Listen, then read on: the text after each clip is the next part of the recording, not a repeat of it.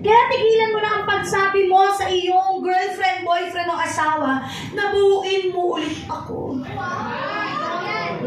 Mula nung nawala siya, parang kulang na ako. Di totoo yun. You are wonderfully made. Ang ganda po, alam niyo po, napakaganda po ng terminology na ginamit dyan. Wonderfully and fearfully. Alam niyo po yung word na fearfully? It's very powerful. Meaning, while God is creating you fearfully, okay, maingat, natatakot ang Panginoon, ganun, ay pamihira. Fearfully.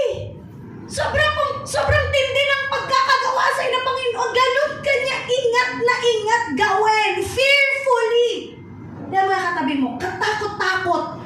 I mean, katakot-takot. Nung ginagawa siya, hindi siya nakakatakot.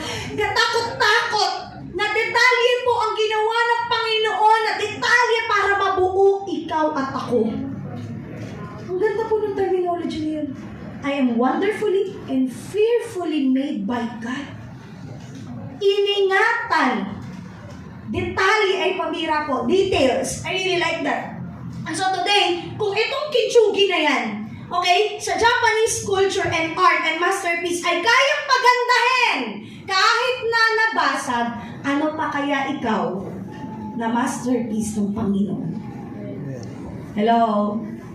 So sana yung mga dugo na tumagas mula sa mga pagkabasag sa iyo ngayon magiging gold. Wow! Ginto! Sino gusto ng gold?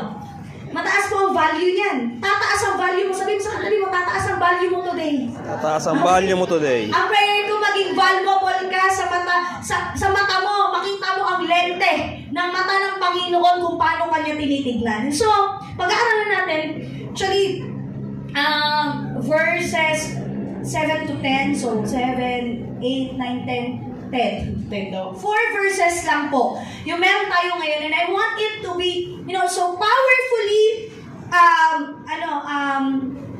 preach sa inyo kung paano po ipinasa ng Panginoon sa atin, no? Basahin natin ang 2 Corinthians chapter 12, verses 7 to 10. Maybe it's very familiar. Maybe it's very familiar sa inyo na nabasa natin sa Bible, pero ito, ano po natin? Kainin natin mabuti. Ayan, sige. Mayroon ako ditong Tagalog, pero hindi ko na nilagay yung English, mamaya babasahin ko. Sige po, Tagalog tayo, verse 7 to 9 muna. 1, 2, 3, fire! Upang hindi ako magtaas. Ulit.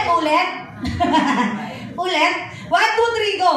Upang hindi ako magmataas dahil sa ako'y binigyan ng isang tinik sa laman, isang sugo ni Satanas, ako'y kahirapan upang hindi magmataas. Okay? Balik tayo. 8